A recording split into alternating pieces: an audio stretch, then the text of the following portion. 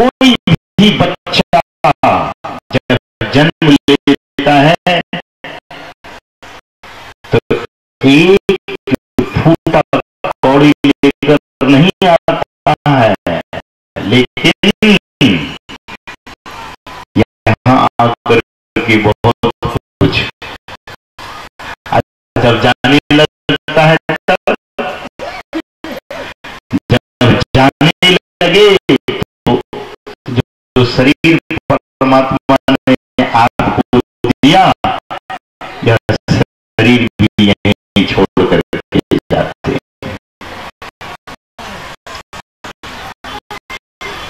You have come with this such a precious body, the human body. बड़ा सुंदर शरीर के साथ आए, and when you will be traveling, the last traveling, उसको लोग कहते हैं कि अंतिम यात्रा, नहीं कहते हैं अंतिम यात्रा हो रही है, the last, the final traveling, the final आप यात्रा करने जा रहे हैं। जब फाइनल यात्रा में कुछ नहीं, सिकंदर के पास क्या थे? अरे सिकंदर के पास जो था 9 करोड़ असरफी की चादर, जरी उसको बोलते थे। 9 करोड़ असरफी की चादर सिकंदर ओढ़ता था। आज दुनिया में किसी के पास वैसी और उतनी महंगी चादर नहीं। कैसी महंगी चादर?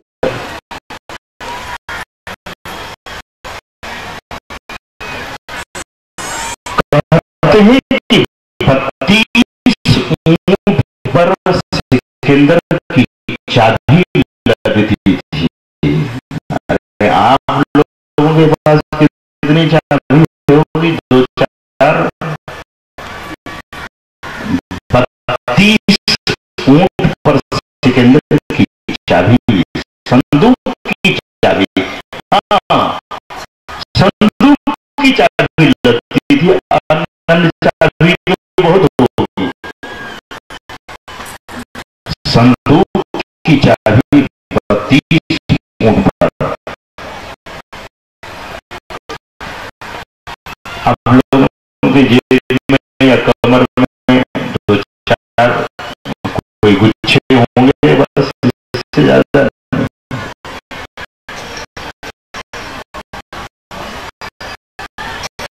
लेकिन सिकंदर जब जाने लगा इस दुनिया से, क्या लेकर गया? महापुरुष कहते हैं कि सिकंदर बदनाम होकर गया, रावण बदनाम होकर गया, दुर्योधन बदनाम होकर गया, कंस बदनाम होकर गया। ऐसे बहुत सारे लोग हुए जिन्होंने मनुष्य का शरीर पाया। मनुष्य एक अनमोल जन्म है और ऐसे सुंदर जन्म को पाकर के और बड़ी बड़ी भूल की, विद्वान बड़े, धनवान बड़े, रूपवान बड़े, लेकिन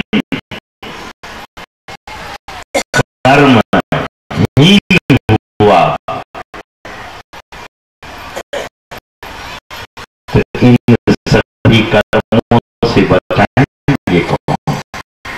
देखिए, कर्म का फल मिलता है,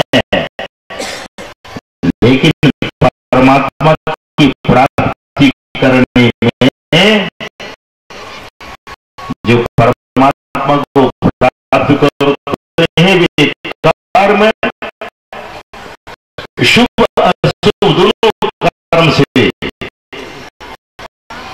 रहित हो जाता है। जब साधक साधना करता है तो श्री नारायण स्वामी कहते हैं कि शुभ और अशुभ कर्म न लागे, जागे जागो जागो धरो गृह चोर। इसी शरीर में ये 5 चोर है।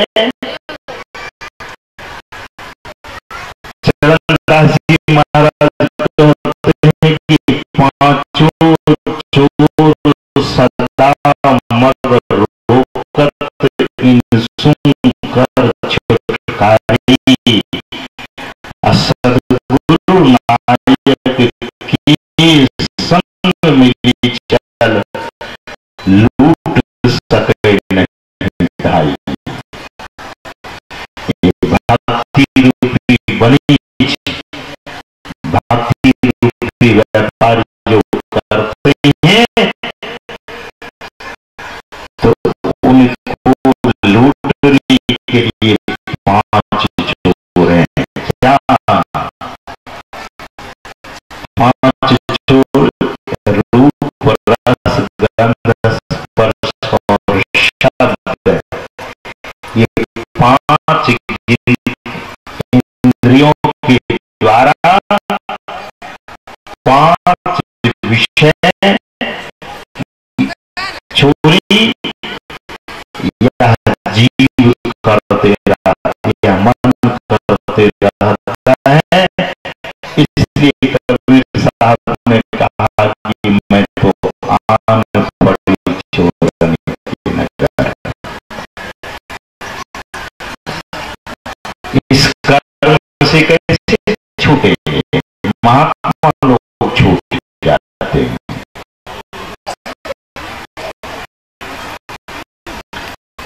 एक छोटी सी लघु कथा करके मैं अपने वाणी को विराम देना चाहूंगा कि महात्मा लोग कर्म से कैसे छूट जाते हैं।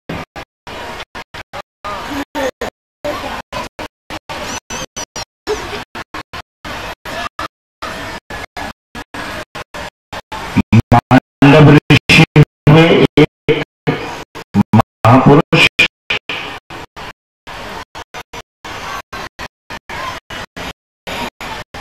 वे ध्यान कर रहे थे, उन्हीं के राज्य में राजा के यहाँ चोरी हो गई।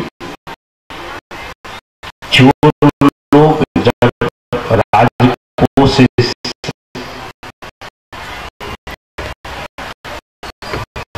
राजकोष के धन संपत्ति को चुरा कर भागने लगा तो सिपाही लोगों की नींद टूट गई और सिपाही लोग खतरे में लगा। तो चोर के हाथ में हीरे मोती जवाहरात थे, सोने चांदी थे। तो हाथ में कुछ हो तो भागने में तो दिक्कत होगी ही होगी। सिपाही लोग नजदीक आने लगे तो चोरों ने देखा कि हम लोग पकड़े जाएंगे, इसलिए चोरों ने देखा बढ़िया अवसर है कि महात्मा को ही फंसा देते हैं। महात्मा मांडव्य बैठे थे, ऋषि मांडव्य बैठे थे ध्यान में, उन्हीं के आसपास हीरे मोती सोने चांदी को फेंक करके बाहर आगे बढ़ गए। सिपाही लोग ऐसे दौड़ रहे थे, कोई लोग दौड़ते तो जरूर है, लेकिन आंख मूंद करके दौड़ते।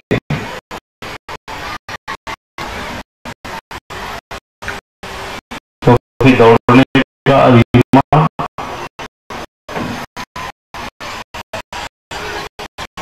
एक धावक था,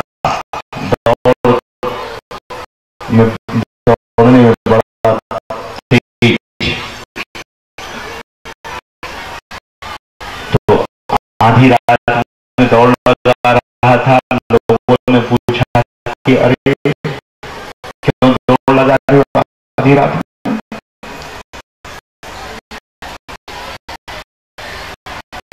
तो उसने कहा कि चोर को पीछा में कर रहा था। तो चोर पकड़े गया, बोले कि चुप रहो, चोर को पीछा छोड़ के आया हूं, मैं आगे बढ़ गया। खाने का मतलब ऐसा दौड़ने वाला कि चोर को ही पीछा छोड़ दिया, दौड़ने में आगे हो गया। किसका पकड़ना चाहिए चोर को, तो दौड़ गया आगे। वहां जो सिपाही लोग थे, दौड़ते दौड़ते किसी की दृष्टि पड़ गई कि यहीं सोने चांदी बिखरा हुआ है। तब तक में सवेरा हो गया था। सिपाही लोग मांडव ऋषि को पकड़ लेता है, अब पकड़ करके राजा के पास पेश करता है। राजा से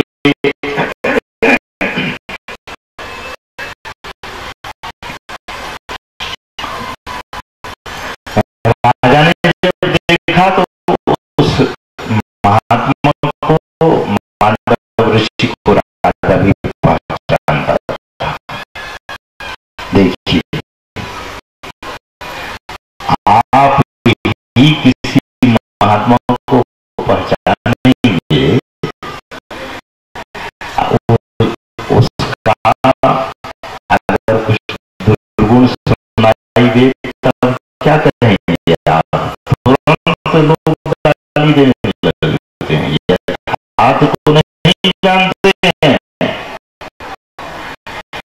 राजा ने कहा कि इतना बड़ा महात्मा ये चोरी करने आया था। सिपाही ने कहा हमारा ये तो पकड़े जाने के डर से ढोंग करके ध्यान में बैठ गया था, लेकिन बात तो ऐसी थी नहीं, ध्यान तो पहले से ही कर रहे थे वे।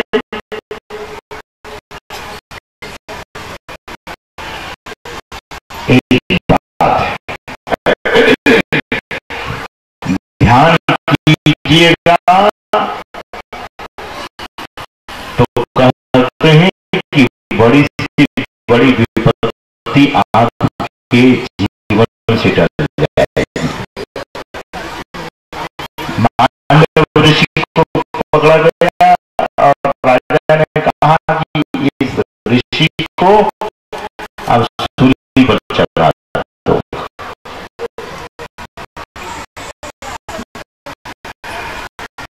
तो ऋषि को ले गए। अब सूली पर कौन चढ़ाएगा? जल्लाद। जल्लाद ने उठाया और सूली के नोक पर बिठा दिया मानव ऋषि को। तो सूली जैसी होती थी वैसे सूली पूरे शरीर को फाड़ते हुए मस्तक को फाड़ करके मनुष्य को मार डालता था। उससे लोग मारा जाता था।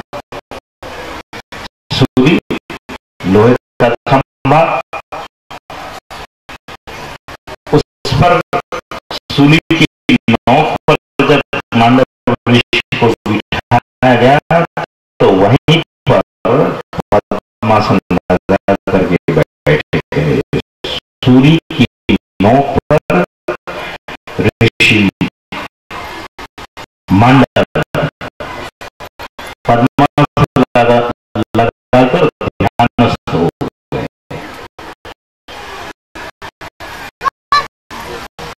अब सिपाही ने देखा, जल्लाद ने देखा, मंत्री ने देखा, सब दौड़ा गए। ये कौन महापुरुष? ये तो सचमुच कोई महात्मा है और इनको सूली पर बिठाया गया, दिया गया सूली की सजा। तो ये तो सूली की नोक पर पद्मासन लगा बैठे हैं। मंत्री दौड़ा राजा के पास गया, कहा कि महाराज बड़े भारी भूल हो गई, हम लोगों से, आपसे भी भूल हो गई। बोले क्या? जिस महात्मा को सूली की सजा दी है वो सूली के नोक पर पद्मासन लगाकर ध्यानस्थ हो गए। राजा दौड़े सिंहासन से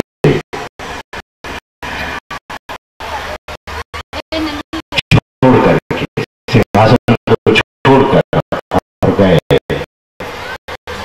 महात्मा से प्रार्थना की। जल्लाद को कहा कि उतर उतर उतर उतारा गया। महात्मा जी नीचे उतरे और उनके चरणों में राजा गिर गए और क्षमा मांगने लगे। बोले महाराज हम लोग तो अज्ञानी जीव हैं, हम लोगों को क्या पता, हम लोग तो अज्ञानी जीव हैं, आपको सजा दे दी, लेकिन मुझे क्षमा कीजिए। किसान थे। मानव ऋषि ने कहा कि राजन मैं तुझे क्षमा करता हूँ, लेकिन जाता हूँ राज को क्षमा नहीं करूंगा। और यह करके आकाश मार्ग में उड़ गए। चले गए यमलोक। यमलोक जब चले गए तो बड़ा भारी पुण्य महापुण्य पुरुष थे। उनके पुण्य प्रताप से, उनकी महिमा से पूरा यमपुरी हिलने लगा। यमराज कहा कि देखो देखो कौन आया। यमदूत जब देखा तो कहा कि महाराज ऐसा प्रताप वाला पुरुष तो हमने देखा ही नहीं, आप ही क्या कर दीजिए। यमराज जाता है देखने के लिए। जैसे देखा तो बड़ा महाप्रतापी महापुरुष,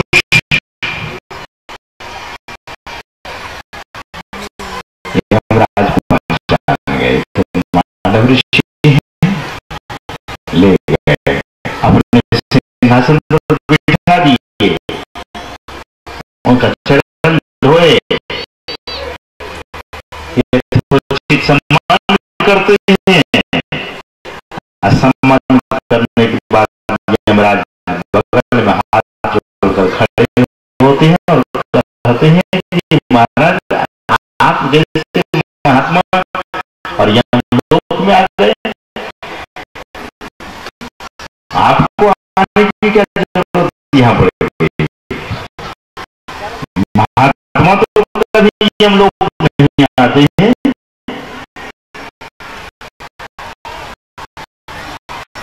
मानव ऋषि ने कहा कि मैं अपने कर्म का लेखा जोखा लेने आया हूं। मुझे जो सूर्य की सजा हुई किस कारण से भी बताओ।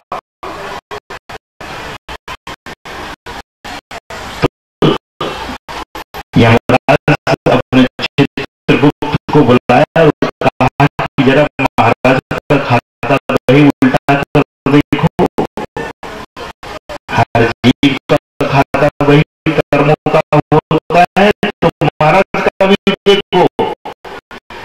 अब चित्रगुप्त उल्टाते गया, पूरा उल्टा दिया गया, कहीं कुछ नहीं मिल रहा है।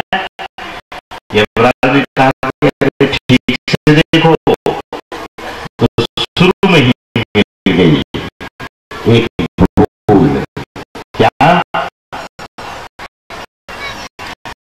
चित्रगुप्त ने कहा कि महाराज जब 5 वर्ष की अवस्था में थे तो तितली की पूंछ में सीख घुसा करके उड़ा दिया था, जिसके कारण महाराज को सूली की सजा हो गई।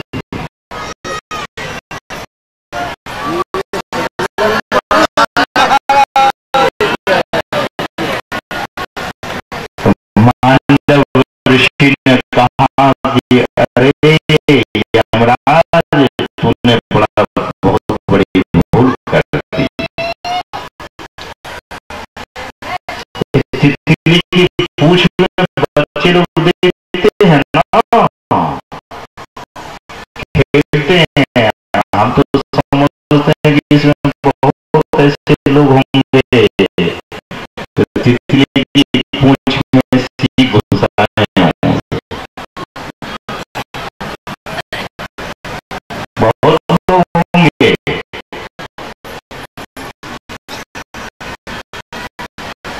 लेकिन अगर 5 वर्ष से कम की अवस्था में किए हैं तो चिंता नहीं कीजिए, स्वप्न में सूर्य की सजा होगी।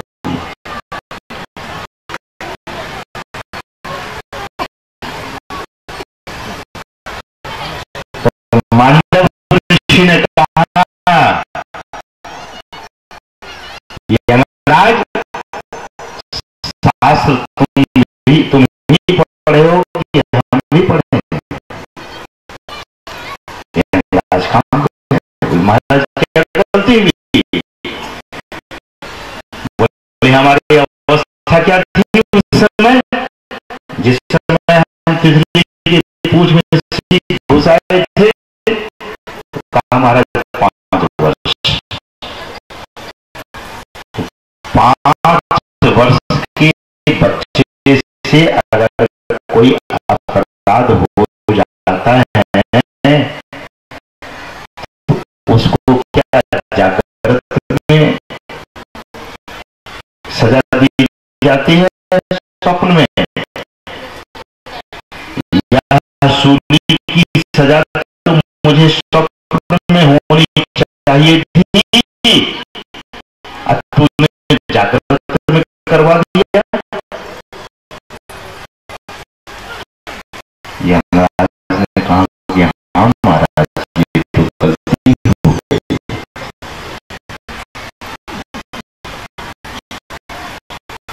मानव ऋषि ने कहा कि अरे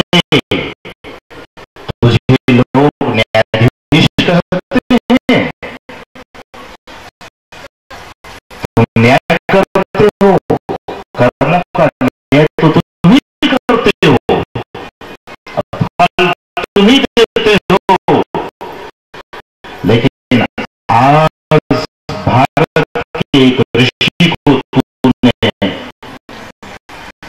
ऋषि के साथ अन्याय किया है, तो मैं तुझे शाप देता हूं कि तुम्हारी मृत्यु हो जाए, तुम शूद्र के घर में जन्म लो और जीवन भर कभी भी कोई निर्णय नहीं कर सकोगे। शाप दिया। मांडव ऋषि ने शाप दिया कि मृत्यु के देवता को, जो सबको मृत्यु देते हैं, उसको मृत्यु किसने दिया? भारत के एक ऋषि ने। इसलिए महापुरुष कहते हैं, वारे भारत के संत जो मृत्यु के देवता को भी मृत्यु प्रदान करते हुए भारत के संत।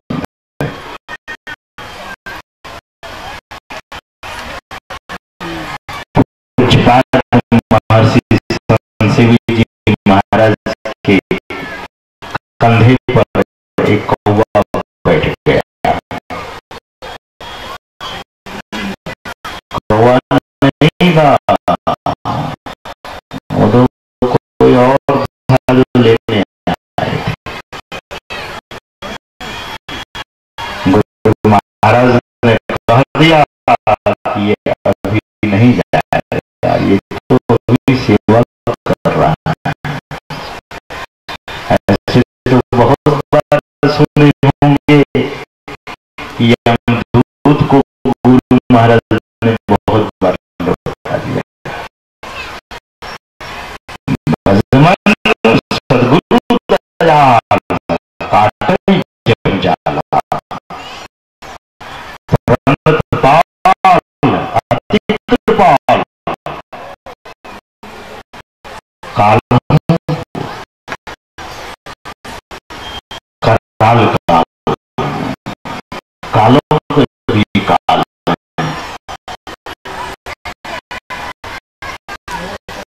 समर्थ पुरुष की शरण में जाना चाहिए।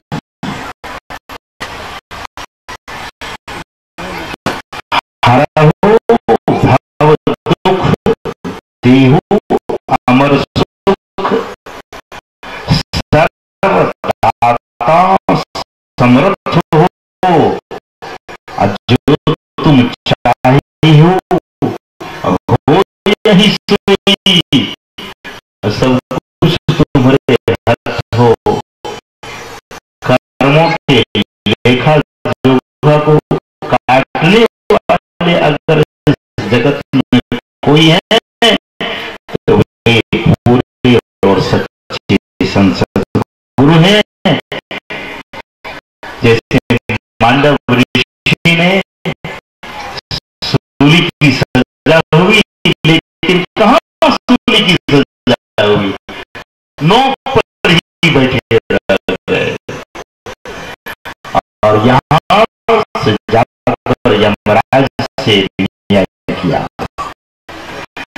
गलती भी उनको शाप दिया, लेकिन देखिए महात्मा का शाप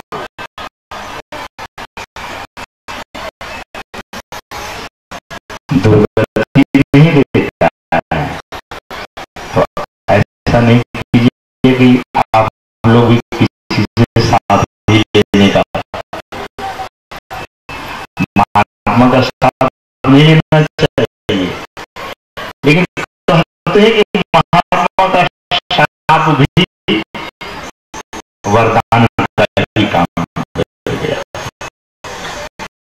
यमराज की मृत्यु तो हो गई, लेकिन बने क्या? कहते हैं कि वही महात्मा विद्रोह बने।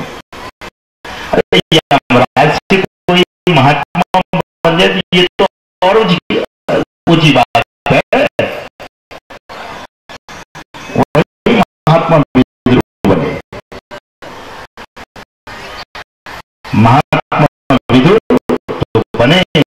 लेकिन कौरव पांडव के झगड़ा को कभी सुलझा नहीं सकते।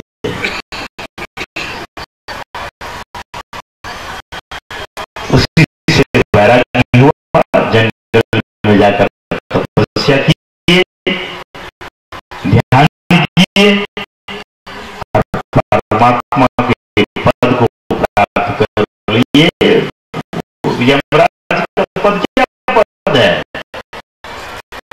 परमात्मा के पद को, यानी परमात्मा के धाम में चले गए। कर्मों के लेखा जोखा को काटना चाहते हैं, कर्मों के लेखा जोखा से बचना चाहते हैं, तो गुरु महाराज ने कहा कि विविध भांति के कर्म जगत में जीवन घेरी फंसाता है। विविध भांति का कर्म करेंगे तो इस जीवन को घेर घेर करके जमराज फंसाते जाएगा, फंसाता रहेगा। कदाचित गुरु महाराज ही पूछे फिर से बाबा देवी से, महाराज बहुत भांति भांति के कर्म करेंगे तो इसमें फंसता जाएगा जीव, तो बचाएगा कौन? तो बाबा साहब ने कहा कि बाबा देवी कहाँ नहीं, अपने सदगुरु की दुहाई देते हैं कि मेरे सदगुरु कहते हैं कहो दुनिया से क्या बाबा देवी कहे नहीं, तुम कहो इस जगत से सदगुरु गुरु ही बचाता है, सबको सदगुरु बचाते हैं कर्मों के लेखा जोखा। इसलिए ऐसा कर्म कीजिए जिस कर्म को करने से बंधन नहीं, कर्म करता नहीं, दास कहा ऐसा ऐसा दास बन जाइए कि जैसा कि हनुमान जी बन गए। हनुमान जी से भी कहते हैं कि भरत जी आ रहे,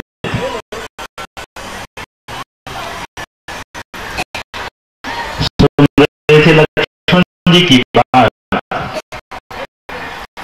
लक्ष्मण जी को जब मेघनाथ ने बाण मारा तो आप जानते हैं सब कथा, संक्षेप में हम सुना देना चाहते हैं। भगवान ने हनुमान जी को भेज दिया धौलागिरी पर्वत। आज जब उसको दवाई समझ में नहीं आई, जड़ी बूटी, तो पूरा पर्वत ही उठाकर चल पड़े।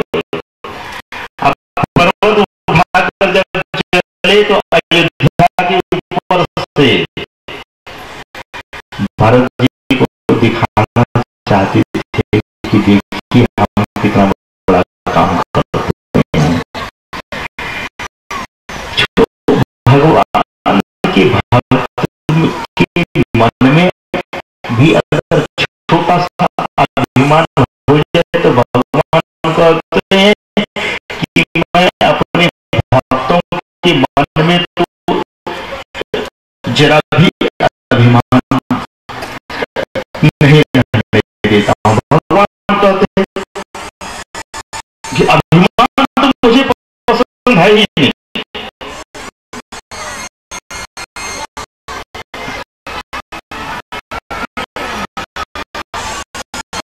अयोध्या के ऊपर से जा रहे थे और सिपाही ने खबर, सैनिकों ने खबर दिया भरत जी को कोई राक्षस आ रहा है अयोध्या पर आक्रमण करने के लिए। बस वहीं से एक बाण उठाए और संधान कर दिया हनुमान जी। धड़धड़ाती हुई धरती पर आते सुनते हैं।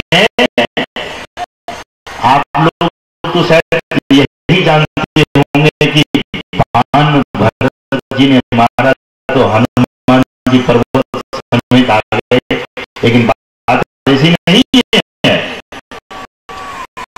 वहां तो यह लिखा हुआ है कि पर्वत ऊपर रह गया, हनुमान जी नीचे आ गए। बाण एक जब मारे तो पर्वत ऊपर रह गया, हनुमान जी नीचे आ गए। तो कैसे हुआ? हनुमान जी बड़ा आश्चर्य हुआ, कैसा वीर पुरुष है, यह बाण तो मेरे पास ही नहीं। अब मूर्छित होकर गिर गए, लेकिन भगवान को स्मरण करते हुए गिरे थे। तो भरत जी ने देखा कि तो भगवान के भक्त हैं, मूर्छा दूर करने लगे, लेकिन नहीं दूर हुई। तो कहा कि मन से, वचन से, कर्म से अगर मैं श्री राम के चरणों में प्रीत किया हूं, प्रेम किया हूं, अनन्य भक्ति किया हूं, इस प्रभाव से इस बंदर की मूर्छा दूर हो जाए। यही भरत जी बोले तो जग गए। हनुमान जी जग गए और बोले कि बहुत कुशल समाचार हुआ, सारी बात की जानकारी भरत जी को हुआ। हनुमान जी ने कहा कि आपने तो हमें विलंब कर दिया बाण मार के, क्योंकि सूर्य उदय के पहले पहुंचना है हमें। तो भरत जी ने कहा कि आपको विलंब होने का डर क्यों लगता है? मेरे पास एक ऐसे बाण है कि उस बाण के नोक पर पर्वत समेत बैठिए, अच्छा भर में प्रभु के पास पहुंचा देता हूं। हनुमान जी ने कहा कि अरे राम, सबसे तेज चलने वाला मैं, और हमें पहुंचने में संशय हो रहा है। ये कहते कि क्षण भर में भगवान के पास पहुंचा दूंगा। युद्ध के बाद भगवान से पूछा है, हनुमान जी कि प्रभु, सबसे तेज चलने वाला मैं, भरत जी के पास वो कौन सा बाण था कि एक मारा तो पर्वत ऊपर, हम नीचे, और दूसरा बाण ये था कि जब हमने कहा कि विलंब हो रहा है, हो गया है, तो भरत जी ने कहा कि मेरे बाण के नोक पर आप बैठे, क्षण भर में प्रभु के पास पहुंचा दूंगा। तो भगवान ने कहा उस उत्तर को सुन लीजिए अच्छी तरह से। कि भरत जी के पास समर्पण का बाण है, मुझे छोड़कर और कुछ नहीं जानता है, वही समर्पण के बाण पर आपको पर्वत को बिठाकर मेरे पास पहुंचा देता। वो समर्पण, गुरु महाराज ने कहा कि सब कुछ समर्पण कर गुरु की सेवा करनी चाहिए। लेकिन यहाँ तो तन मन धन सब तेरा कब्जा रहे मेरा, ओ जगदीश हरे। यह बात नहीं होनी चाहिए। बात तो यह होनी चाहिए कि आप जिसके हैं उसके हो जाए। पत्नी अगर समर्पित नहीं है तो पति उसको सुख देना छोड़ देते हैं। पति अगर समर्पित नहीं है तो पत्नी उसे छोड़ देती है। नौकर एक समर्पित है तो मालिक उसे बेटा कहने लगता है।